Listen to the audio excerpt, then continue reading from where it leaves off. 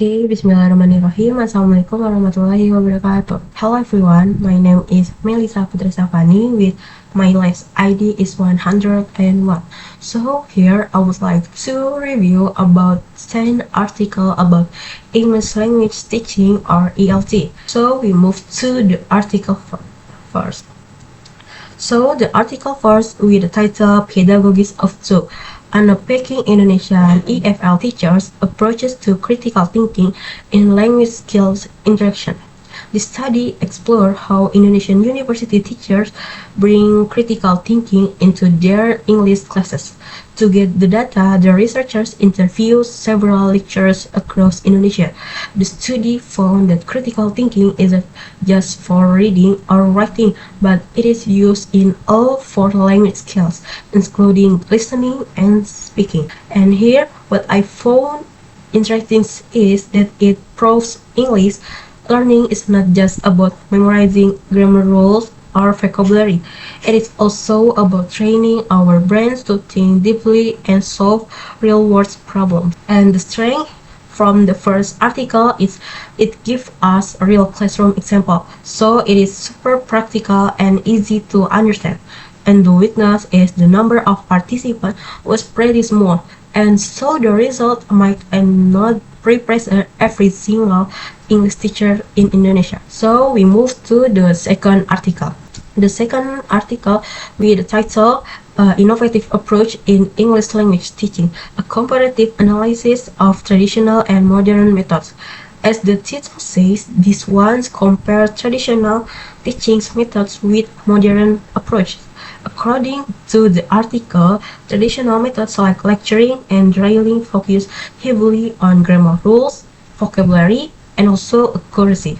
This is actually good because it helps students build a very strong foundation.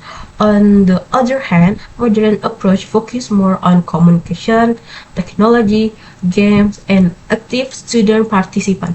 And here what I really like about this article is that it doesn't say one method is better than the other. Instead, it suggests the best way is to combine both. For instance, teachers can explain the grammar rules first and let students practice it through an interactive game. So in the article here we have the strengths and the weakness. The strength here is give us a very balanced perspective on both methods. And the second, the weakness is mostly theoretical. So there is not much actual classroom data or evidence to show how it works in real life. And here we move to the article third. The article here with the title The Effect of Method Pedagogy and English Teaching Learning. This article discusses a concept called post-method pedagogy. In simple terms, it means there is no such things as a perfect teaching method that can work for every single classroom in this world. And what's interesting here is that it highlights the importance of teachers' independence. Teachers are the kings and queens of their own classroom. The strength is it highly appreciates that every classroom is unique. What works in a class A might totally fail in class B. And the weakness is this concept can be very confusing for new or beginner teachers because they usually still need clear step-by-step guidance. And we move to the fourth article. The fourth article is the use of films in teaching of English as a foreign language, a systematic literature review. This one is a review of many previous studies about using film in English classroom. The findings show that watching film helps students improve almost everything. The strength here it is a systematic review. It combines a lot of data from various sources, making the conclusion very solid. And the weakness, it doesn't provide any new or fresh classroom experiment because it only analyzes older data. And here we move to the fifth article.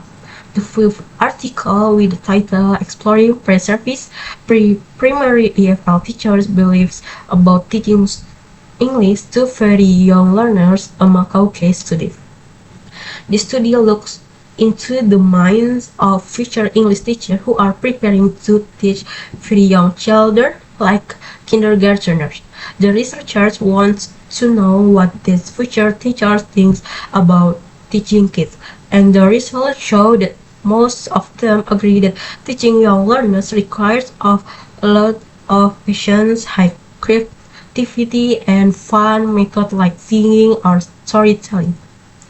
However, many of these future teachers also felt worried about their own English fluency and whether they have enough experience to handle a chaotic classroom of kids. And the strength from this article is it gives us a deep insight into the real worries and anxiety of future teachers, which is often ignored. And the weakness is it was only done in Macau, so the situation might be a bit different compared to other countries like Indonesia. And now let's talk to the sixth article. The sixth article here with the title AI and English Language Teaching Affordances and Challenges. This article analyzes how artificial intelligence or AI is changing the way we learn English. And the study found that AI tools can help students improve their speaking, reading, and writing skills.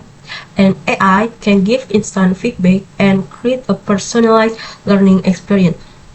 For example, students can use chatbots to practice conversational English anytime without feeling embarrassed, or use AI tools to check their grammar mistakes instantly. The strength is it gives a super broad and up-to-date overview of AI tools in education. And the weakness, it also reminds us of the risk AI is not always 100% accurate. Technical glitches happen and students might become too lazy and overly depend on technology.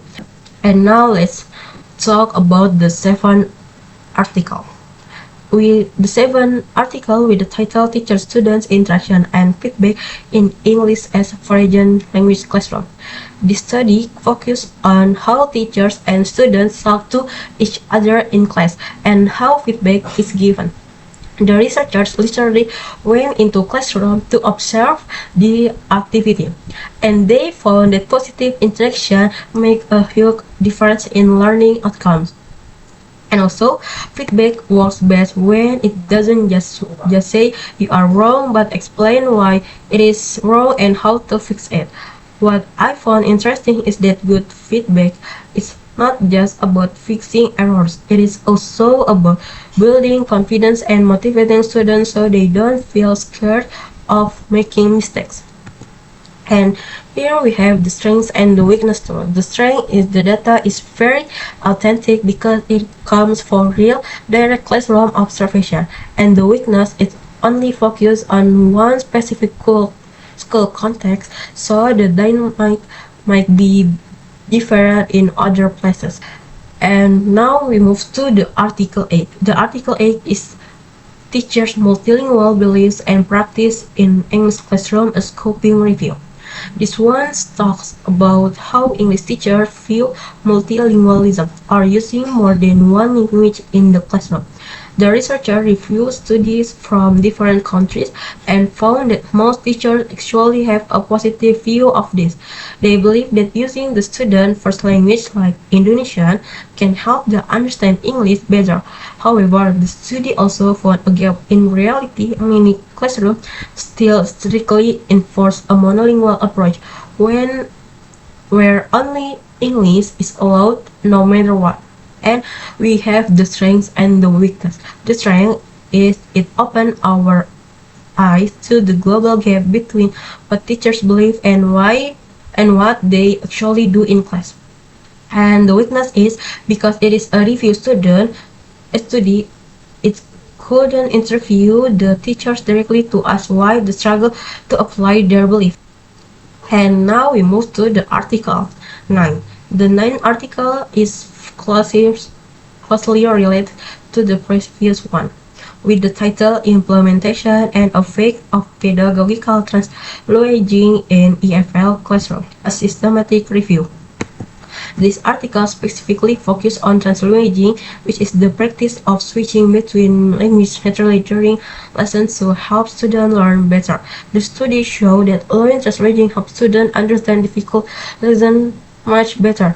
Faster, especially during complex reading and writing tasks, students can connect new English words with the concept they already know in their native language.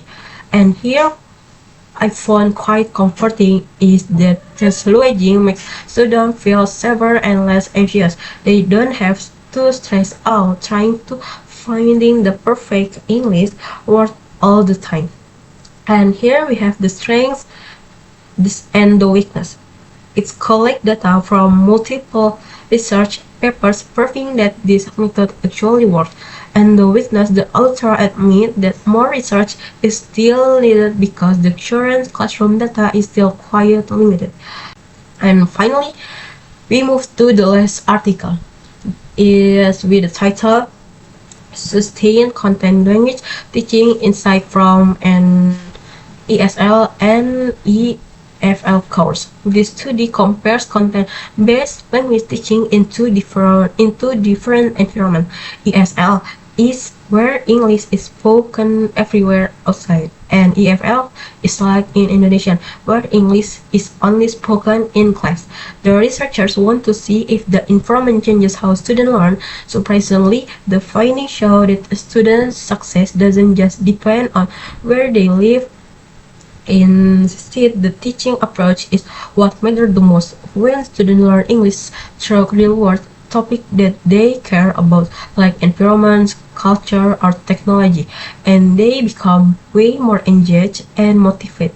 And here we have the strengths and the weakness. The strength here is it gives a great comparison between two different learning contexts, like ESL versus EFL. And the weakness is it only looks at one specific course, so it might not represent every classroom out there. Here, my whole presentation. This 10 article show us that English language teaching is beautiful and evolving field. Good teaching is never just about filling student heads with grammar and vocabulary lists. It is a mix of everything we just talked about, training their critical thinking, using technology like AI smartly, using freelance for real world English, communicating nicely, and also being flexible with method or language used in class. As future educators, what we can take away from this is that we must stay open-minded and flexible because every classroom is different world, and our job is to find the best way to support our students. Maybe I think that's all from me, and thank you very much for listening, and goodbye. Wassalamualaikum warahmatullahi wabarakatuh.